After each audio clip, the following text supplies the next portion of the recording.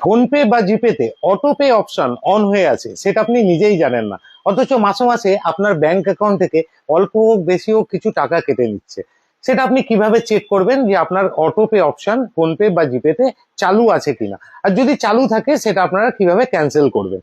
আমাকে অনেকেই মেসেঞ্জারে বা কল করে জানতে চেয়েছে যে এই অটোপে অপশনটা কিভাবে আমরা বন্ধ করব, সেটা যদি দেখিয়ে দেন খুব ভালো হয়।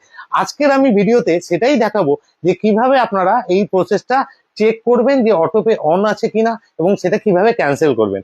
যদি আমার ভিডিওটা ভালো লাগে অবশ্যই লাইক করবেন, শেয়ারও করবেন এবং আরো এরকম ইনফরমেটিভ ভিডিও পেতে আমাকে ফলো করুন। ধন্যবাদ। দেখুন, প্রথমে আপনি আপনার স্মার্টফোন থেকে ফোনপে অ্যাপসটা ওপেন করবেন। একটু স্ক্রল করে নিচের দিকে চলে গেলে ম্যানেজ পেমেন্ট, ওখানে আপনি অপশন দেখতে পাবেন। ওই ঠিক ম্যানেজ পেমেন্টের পাশেই ভিউ অল আছে, ওইটাতে ক্লিক করবেন।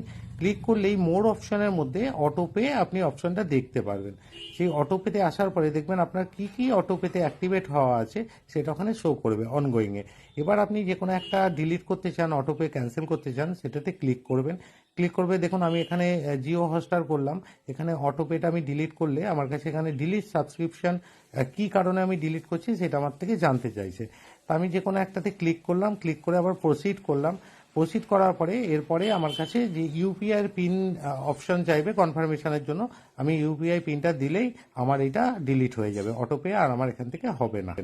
একইভাবে আপনি জিপের অটোপে অপশনও বন্ধ করতে পারবেন। জিপে অ্যাপ ওপেন করে তারপরে আপনার প্রোফাইল এখানে ক্লিক করলেই আপনি অটোপে অপশনটা পেয়ে যাবেন। এই একই প্রসেসে আপনি এটাও বন্ধ করে দিতে পারবেন।